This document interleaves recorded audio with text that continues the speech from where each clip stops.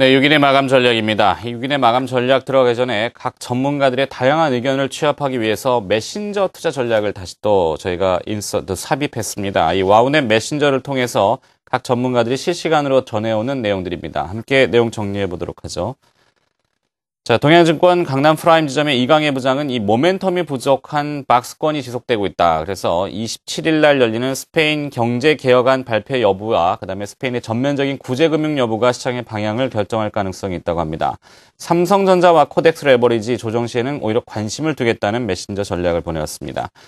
한옥석 와우넷 전문가입니다. 수급이 좀 불안하고 흔들린다. 반발력이 약해서 관망 전략을 취했고요. 수급 호전주는 오히려 역설적으로 관심을 두겠다고 하네요.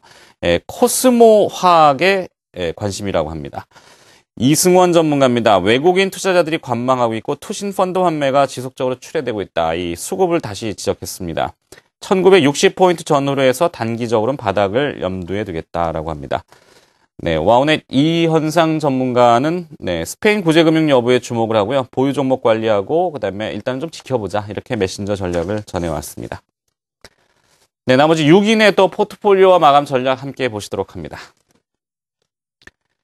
포트폴리오 먼저 보시죠. 박동기 전문가는 오늘 포트폴리오 변화 없이 4종목을 그대로 유지하고 있습니다. 윤종빈 전문가도 포트폴리오 변화 없이 유지됩니다. 수익률 편차가 좀 큰 편인데요. 나중에 이건 또 한번 여쭤보도록 하죠. 김남호 전문가의 포트폴리오입니다. 삼성테크윈을 64,400원에 추가 매수한다고 하네요. 지난번에 분할 매수를 권고했고 이번에 또다시 추가로 매수를 하고자 한답니다. 삼성테크윈 추가 분할 매수입니다. 마감 전략 보시죠. 박동기 전문가는 1870포인트의 지지선, 중소형주 장세에는 연결된다. 이렇게 마감 전략 주셨습니다. 윤종민 전문가는 기관 매도에 의한 조정이다. 관망을 유지하겠다. 이렇게 합니다. 김남호 전문가는 경기 민감주와 업종 대표주 조정 시 분할 매수 전략 취해줬습니다. 김남호 전문가 연결 한번 해볼까요? 안녕하십니까? 안녕하십니까? 네, 포트폴리오 변화도 좀 생겼고요. 그다음에 마감 전략도 함께 곁들여서 설명을 좀 부탁드려보죠. 네, 일단 저번에 말씀을 드린 대로 삼성테크인을 분할 매수를 권고를 해드렸는데 오늘 추가 분할 매수를 했습니다. 일단 투자자들이 추석 연휴에 주식을 가져가야 될지 아니면 매도를 해야 될지 고민을 많으실 텐데요. 일단 시장 상황을 보면서 좀 설명을 해드리겠습니다. 필라델피아 연방준비은행 총재가 3자 양적 완화에 대해 필요하지도 않고 효과도 없을 것이라고 비판하면서 일단 어제 뉴욕 증시가 큰 폭으로 하락을 하였고요. 그 다음에 유로존에서는 스페인에서 재적 긴축안에 반대하는 시위가 연이어 발생하고 있는 가운데 일단 40억 유로 규모의 단기 국채도 예상을 상회하는 금리 수준에서 발행되면서 오늘 국내 증시가 약 18포인트 하락 출발을 했습니다. 그러면서 지금 저가 매수의 유입에 힘입어서 낙폭이 조금 축소된 모습인데요. 최근에 수급 측면에서 보게 되면 외국인의 매수세가 좀 주춤하면서 국내 주식형 펀드에서 지속적인 투자 자금 유출로 투시권의 매도세가 이어지고 있지만은 일단 국내 기관증 연기금이 적극적으로 좀 매수에 나서면서 수급적 균형이 어느 정도는 좀 유지되고 있는 상황입니다. 그렇지만 시장은 지난주부터 거래량하고 거래대금 감소세가 이어지면서 투자자들이 추석 연휴를 앞두고 관망 심리가 다시 좀 높아지고 있습니다. 그러면서 일반 투자자들이 시장에 실질적으로 접근하기가 쉽지 않은 국면이 지금 지속되고 있는 지금 모습인데요. 일단 주요 선진국 중앙은행의 양적 완화 이후에 경제 지표의 회복을 확인하기 전까지는 지수가 기간 조정의 형태를 띨 가능성이 좀 남아 있습니다. 일단 기술적인 측면에서는 좀 부담스러운 수준은 아니기 때문에 일단 지수의 추가 조정 가능성은 좀 높지 않아 보이고요. 일단 그 이유를 살펴보게 되면 경기 회복이 좀 더디지만은 외국인의 유입 구매는 당분간 유지될 것으로 보이고 일단 추석 이후에도 기간 조정 이상의 조정이 나타날 가능성은 좀 높지 않아 보이기 때문에 오히려 지금 투자자들이 향후 기관들의 환매에 의한 매도로 나오는 종목 중에서 외인의 매수세가 꾸준히 들어오는 종목들이 많습니다. 그런 종목들에 대해서 역발상적으로 분할 매수에 나서는 것이 좀 바람직해 보이고요. 업종 및 종목별 대응에 있어도 추석 연휴를 앞두고는 외국인의 매수 우위 여부와 실적 민감도 등을 기준으로 해서 종목을 선별해 나가는 것이 바람직해 보이기 때문에 지금 투자자들은 중소형주보다는 경기 민감주와 일단 업종 대표주에 좀 무게 중심을 두시고 접근하시는 게 좀 리스크를 줄일 것으로 좀 판단되어집니다. 감사합니다. 네, SK증권 의정부 지점의 김남호 지점장 마감 전략 들어봤습니다. 고맙습니다. 자, 나머지 3인의 포트폴리오와 마감 전략도 보시겠습니다. 조윤덕 전문가의 포트폴리오는 변화 없이 세 종목 유지되고 있네요.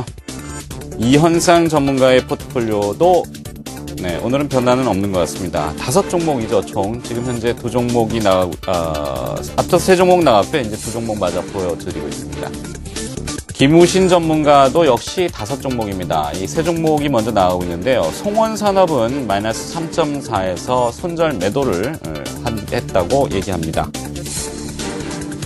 그 다음에, 신규 편입 종목이 한 종목 생겼죠? 삼천리 자전거가 지금 들어갔습니다. 편입 가격 8,650원, 목표 가격 12,000원, 손절 가격은 8,000원을 제시하고 있고요. 편입 사유는 자전거 인프라 확대로 실적 호전을 기대한다고 얘기하고 있습니다. 삼천리 자전거. 가을에 자전거 좀 많이 탈 수도 있겠죠? 마감 전략 보시죠.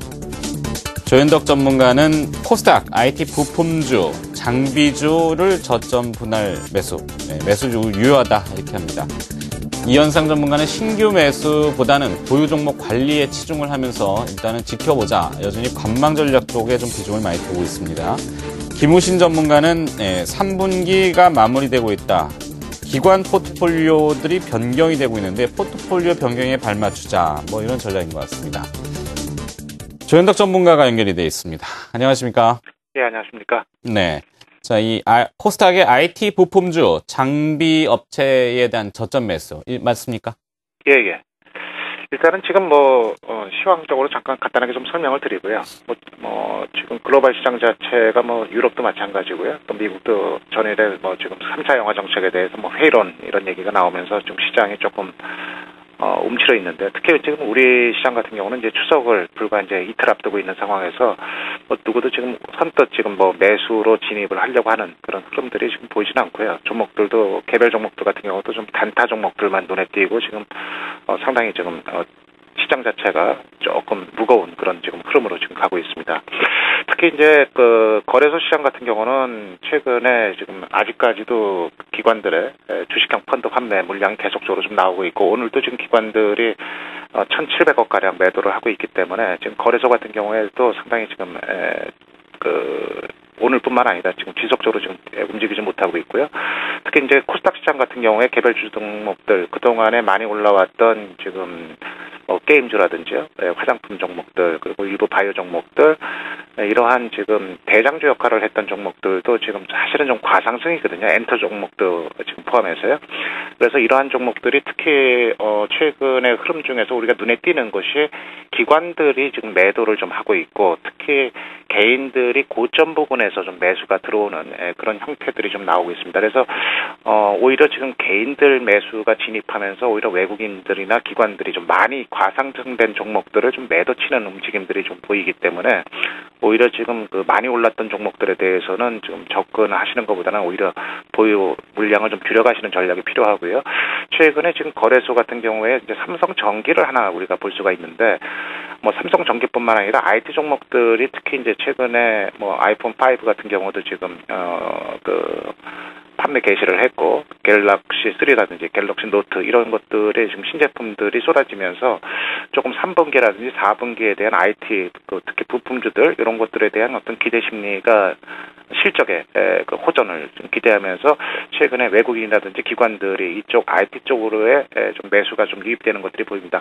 물론 지금 당장은 지금 추석을 앞두고 있는 상황에서 IT 종목들이 강하게 올라가기는 어렵겠지만은 지금 이런 종목들을 기본으로 해서 지금 코스닥 종목들도 보게 되면 최근에 제가 좀 관심을 갖고 있는 멜파스라든지 파트론이라든지 이런 IT 부품주들, 특히 이제 갤럭시 3라든지 갤럭시 노트 이런 쪽에 포커스를 맞춰서 그러한 지금 IT 종목들이 후발로 좀 올라올 수 있는 그런 가능성이 좀 높다고 봅니다. 그래서 이미 좀 과상승을 보였던 그동안에 주도주 역할을 했던 게임주라든지 엔터주라든지 이런 것들은 조금 지금 접근하기가 상당히 불편하고요.